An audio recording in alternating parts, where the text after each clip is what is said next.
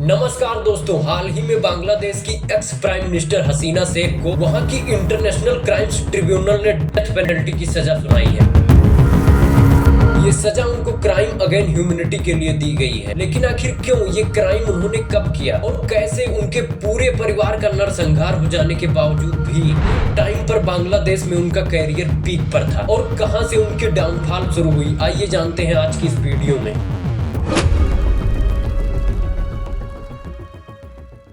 शेख हसीना का जन्म 1947 में टुंगीपारा गोपालगंज में हुआ था, जो कि आज बांग्लादेश में है। लेकिन उस टाइम पर बांग्लादेश और पाकिस्तान एक ही था, तो उस टाइम पर ये पाकिस्तान में था। अब इनके पार्टीशन की एक अलग हिस्ट्री है, हम उस पर नहीं जाएंगे। इस वीडियो में हम शेख हसीना के पॉलिटिकल कैरियर को देखेंगे। तो 1947 में शेख हसीना का जन्म हुआ था और उस टाइम पर उनके पिता मुजीबुर रहमान पाकिस्तान गवर्नमेंट के खिलाफ प्रोटेस्ट में थे। ये प्रोटेस्ट ईस्ट पाकिस्तान यानी आज के बांग्लादेश के लिए हो रहा था और इसी वजह से उन्हें बार बार जेल जाना पड़ता था। तो बचपन से ही कहीं ना कहीं शेख हसीना का पॉलिटिकल बैकग्राउंड रहा है। 17 नवंबर 1967 में 21 साल की उम्र में इनकी शादी एक न्यूक्लियर फिजिसिस्ट वजीद मियां के साथ हो जाती है। ये लोग ढाका, जो कि आज के बांग्लादेश की राजधानी है, वहां सेटल हो जाते हैं। ईयर 1971 में बांग्लादेश पाकिस्तान से अलग होकर एक इंडिपेंडेंट नेशन बन जाता है और इनके पिता मुजीबुर रहमान को बांग्लादेश का प्राइम मिनिस्टर चुन लिया जाता है। ईयर आता है 1975 और इस साल शेख हसीना के पति वजीद मियां को साइंटिफिक रिसर्च प्रोग्राम के लिए जर्मनी जाना पड़ता है और इन्हीं के साथ शेख हसीना भी उस टाइम पर जर्मनी निकल जाती है। और ये उनकी लाइफ का एक बहुत बड़ा टर्निंग पॉइंट था,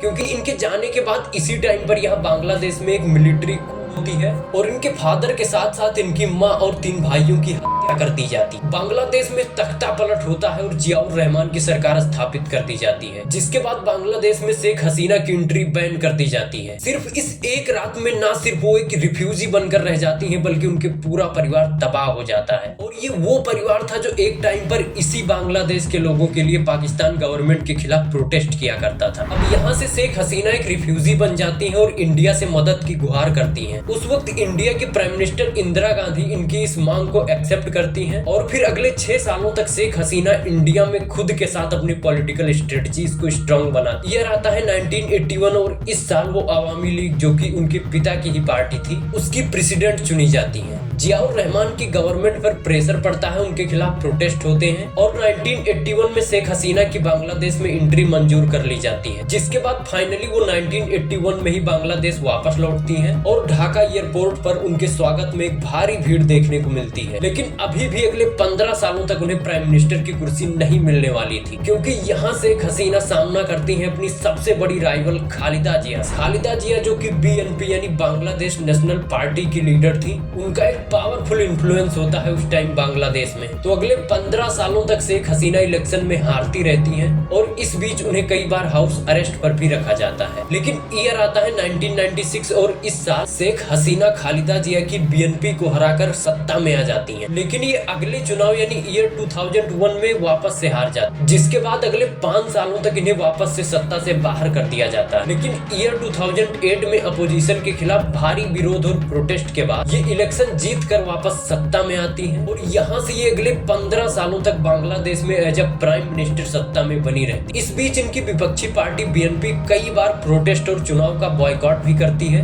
लेकिन ईयर 2018 तक शेख हसीना सारी सीटें जीत कर एक मेजोरिटी से अपनी सरकार बना लेती है और खालिदा जिया की बीएनपी पार्टी लगभग सारी सीटें हारकर समाप्त हो चुकी होती है। लेकिन असल में यहीं से शेख हसीना का डाउनफॉल शुरू होता है। यहीं से लोग इन्हें बांग्लादेश में एक डिक्टेटर की तरह देखने लगते हैं और ईयर 2024 आते आते इनके खिलाफ भारी संख्या में प्रोटेस्ट होने लगते हैं। इनिशियली ये प्रोटेस्ट कुछ स्पेसिफिक रिजर्वेशंस को लेकर शुरू होते हैं, लेकिन इसी बीच शेख हसीना इन प्रोटेस्टर्स को एक कंट्रोवर्शियल वर्ड रजाकार कहकर रिप्रेजेंट कर देती हैं। असल में रजाकार उन्हें कहा जाता था जो पार्टीशन के दौरान पाकिस्तान के फेवर में फाइट करते थे, यानी बांग्लादेशी इस शब्द को किसी टेररिस्ट के लिए यूज करते थे। तो इसलिए शेख हसीना यहाँ प्रोटेस्टर्स को रजाकार कहकर एक बहुत बड़ी गलती कर देती है, जिसके बाद ये प्रोटेस्ट और भी वायलेंट हो जाता है। लेकिन इसके बाद शेख हसीना एक और बड़ा कदम उठाती हैं और बांग्लादेश में इंटरनेट और सोशल मीडिया को बैन कर दिया जाता है। और ये वो टाइम था जब हजारों लाखों लोग सड़कों पर उतर आते हैं और वायलेंटली सड़कों पर शेख हसीना के खिलाफ प्रोटेस्ट करते हैं। लेकिन शेख हसीना यहाँ एक और गलती करते हुए इन प्रोटेस्टर्स पर ओपन फायर करने का ऑर्डर दे देती है, जिसके बाद हजारों लोग घायल होते हैं और कई सारे लोग मारे जाते हैं। अगस्त 2024 आते आते बांग्लादेश की राजधानी ढाका में हजारों लोग इकट्ठा होकर वायलेंटली प्रोटेस्ट करते हैं और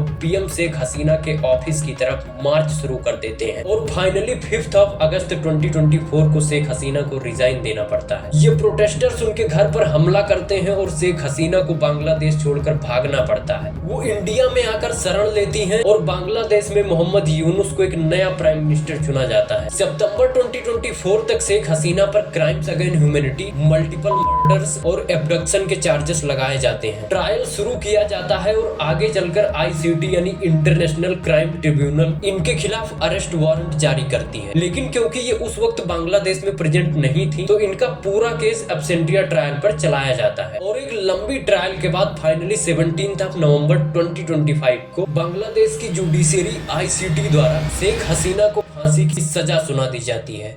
तो ये थी शेख हसीना की एक शॉर्ट बायोग्राफी। आई नो कि इसमें मैंने कई सारे इंसिडेंसेस को मिस किया है, लेकिन ये वीडियो शेख हसीना के कैरियर पर फोकस्ड थी तो इसलिए इसमें ज्यादा इवेंट्स को इंक्लूड नहीं किया। अगर आप बांग्लादेश की पूरी हिस्ट्री जानना चाहते हैं तो let me know in the comment box. मिलते हैं अगली वीडियो में।